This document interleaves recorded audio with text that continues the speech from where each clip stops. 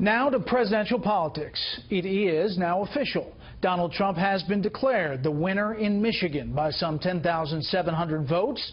That win gives Trump the state's 16 electoral votes, now giving him 306 electoral votes to Hillary Clinton's 232. He only needed 270, of course, to win the presidency.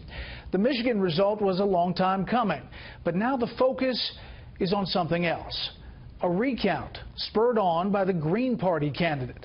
President-elect Donald Trump is mocking the efforts to recount ballots from this month's election in 3 crucial electoral college states, including Michigan.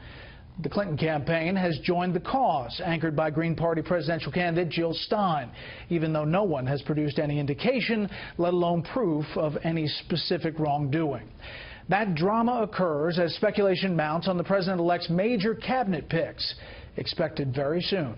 We have Fox team coverage tonight. Peter Ducey's at Trump Tower in New York with the comings and goings of job seekers. But we begin with Chief Political Correspondent Carl Cameron and the recount story and where it may be headed. Good evening, Carl. Thanks, Brett. Well, the peaceful transition of power got a bit more complicated today, and yes, there will be at least one recount.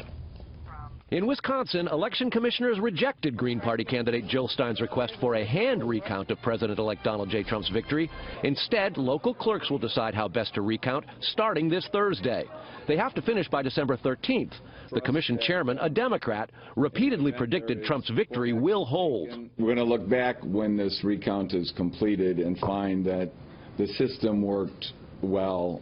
Stein missed the deadline for a voter-initiated recount in Pennsylvania last week, an arduous process requiring at least 3 voters in each of Pennsylvania's more than 9,000 voting precincts to download an affidavit from the commission website, fill it out, sign it in the presence of a notary, have it stamped, then delivered to the county clerk's office for certification. In Pennsylvania, it's especially complicated. Today, Stein filed a lawsuit in Pennsylvania seeking a statewide recount despite missing the deadline. Stein has until Wednesday to file for a Michigan recount.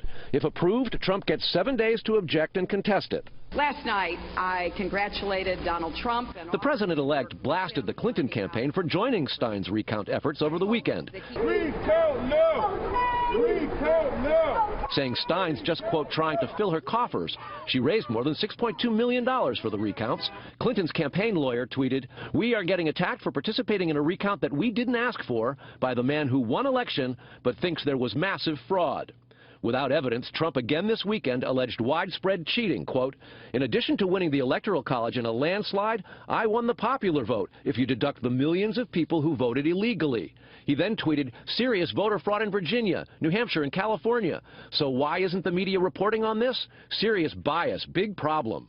Election officials in those 3 states where Democrats are in charge have denied any widespread voter fraud.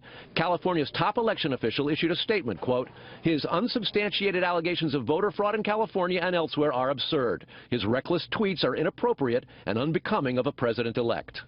But just as Donald Trump redefined what it means to be a presidential candidate, he is now redefining what it means to be a president-elect. And as a practical matter, his tweets on recounts will be soon forgotten, since the odds of anything changing are considered very small on all sides. And, of course, there's Hillary Clinton's concession as well, Brett. A lot in 140 characters. You bet. All right, Carl, thanks.